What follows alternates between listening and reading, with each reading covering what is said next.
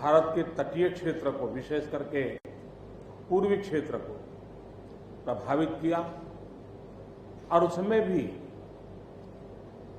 सबसे ज्यादा दुष्परिणाम पश्चिम बंगाल के हमारे भाइयों बहनों को, पश्चिम बंगाल के नागरिकों को, यहाँ के संपत्ति को बहुत हानि पहुंचाई है। साइक्लोन की संभावनाओं से लेकर के लगातार मैं इससे संबंधित सभी लोगों से संपर्क में था। भारत सरकार भी सतत राज्य सरकार के संपर्क में थी। साइक्लोन का नुकसान कम से कम हो, इसके लिए जो भी आवश्यक कदम उठाने चाहिए उसके लिए राज्य सरकार और केंद्र सरकार ने मिलकर के भरसक प्रयास किया। लेकिन उसके बावजूद भी करीब करीब 80 लोगों के जीवन हम नहीं बचा पाए। इसका हम सबको दुख है। जिन परिवारों ने अपना स्वजन खोया है उनके प्रति केंद्र सरकार, राज्य सरकार और हम सबकी संवेदनाएं हैं और इस संकट की घड़ी में हम उनके साथ हैं। संपत्ति का भी नुकसान काफी होता है, चाहे एग्रीकल्चर हो,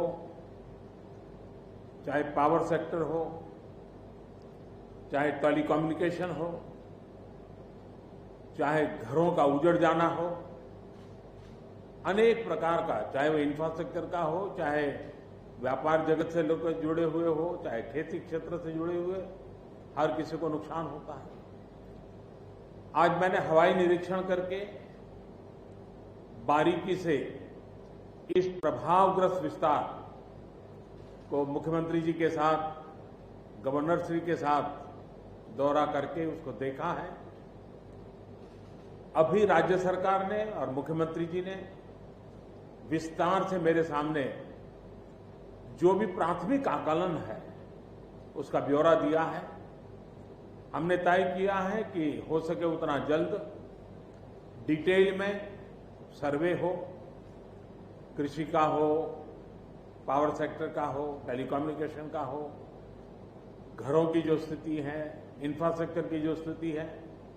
केंद्र सरकार की तरफ से भी तत्काल एक टीम आएगी और वो टीम इन सभी क्षेत्रों में सर्वे करेगी और हम मिल करके रिहेबिलिटेशन हो, रिस्टोरेशन हो, रिकंस्ट्रक्शन हो, उसकी व्यापक योजना बना करके बंगाल की इस दुख की घड़ी में हम पूरा साथ देंगे, सहयोग देंगे और बंगाल जल्द से जल्द खड़ा हो जाए, बंगाल जल्द से जल्द तेज गति से आगे बढ़े, इसके लिए भारत सरकार कंधे से कंधा मिला करके काम करेगी और जो भी आवश्यकताएं होगी उन आवश्यकताओं को पूर्ण करने के लिए भारत सरकार के जो भी नीति नियम है उसका पूरी तरह उपयोग करते हुए पश्चिम बंगाल की मदद में हम खड़े रहेंगे।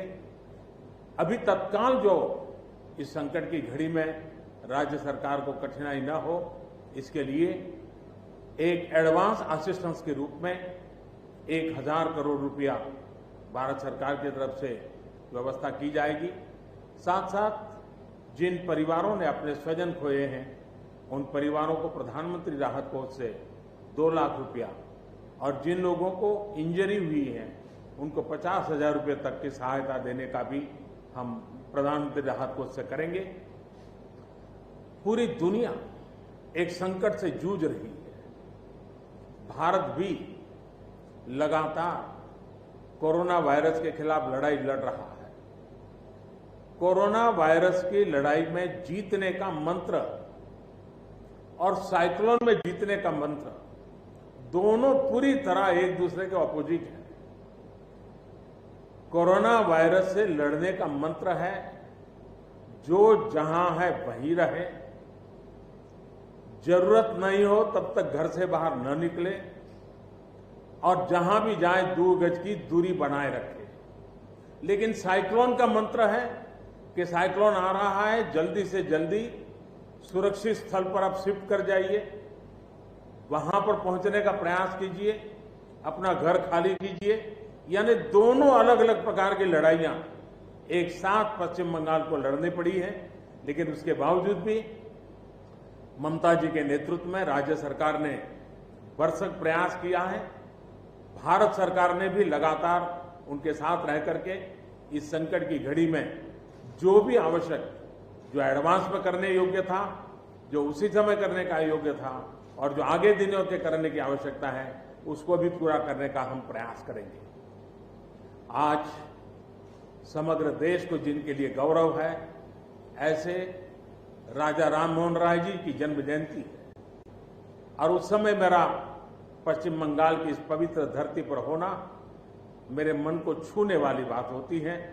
लेकिन संकट की घड़ी से हम जूझ रहे हैं, तब मैं तो इतना ही कहूंगा कि राजा राममोहन राय जी हम सबको आशीर्वाद दें, ताकि समयानुकूल समाज परिवर्तन के जो उनके सपने थे, उनको पूरा करने के लिए हम मिल बैठ करके, मिलजुल करके एक उज्जवल भविष्य के लिए, भावी पीढ़ी के निर्माण के लिए समाज सुधार के अपने कामों को निरंतर जारी रखेंगे और वही राजा राममोहन राय जी को उत्तम श्रद्धांजलि होगी।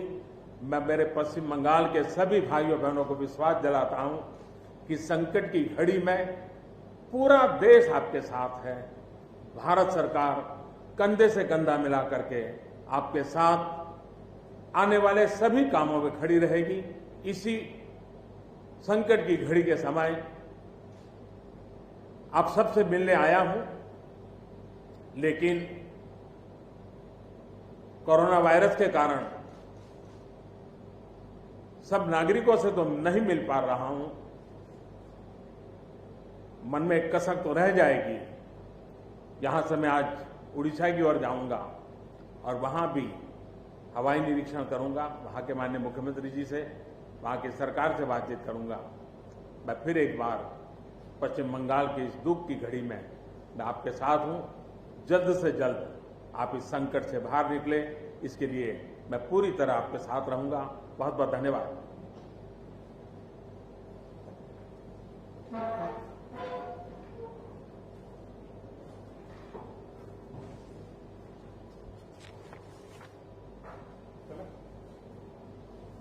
थैंक यू भैया। आप लोग